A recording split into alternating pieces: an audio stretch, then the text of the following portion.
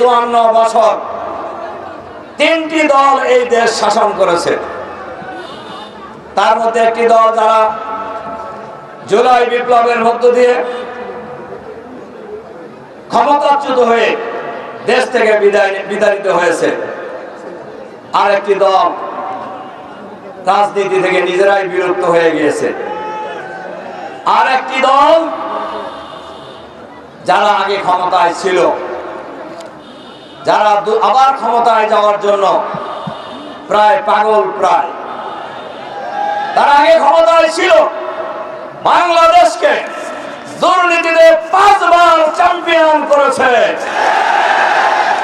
আবার যদি তারা ক্ষমতায় যায়, দুর্নীতিতে কয় নাম্বার হবে? 1 নাম্বারের পরে তার নাম্বার নাই, আছে?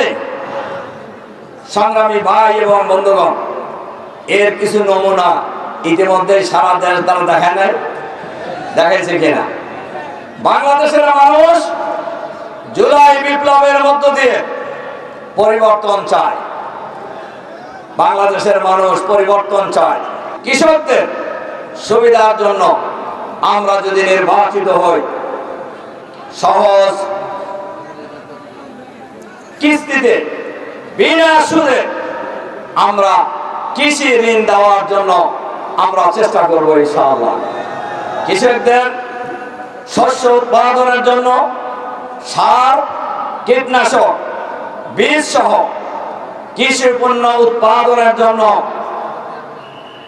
কৃষকদের জন্য এগুলি সহজলভ্য করে দেওয়ার জন্য আমরা কার্যকর ব্যবস্থা গ্রহণ করব ইনশাআল্লাহ।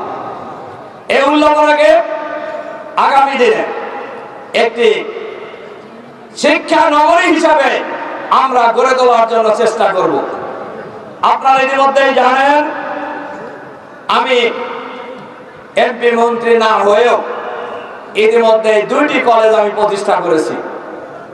একটি হলো বাংলা ইউনিয়নের চেংটিয়া কারিগরি মহাবিদ্যালয় এবং রামকৃষ্ণপুর ইউনিয়নের নন্দকুষা কারিগরি মহাবিদ্যালয়, এবং বেশ কয়েকটি কলেজের মঞ্জুরি এবং এমপিভুক্ত করার ক্ষেত্রে আমার বেশ ভূমিকা আছে।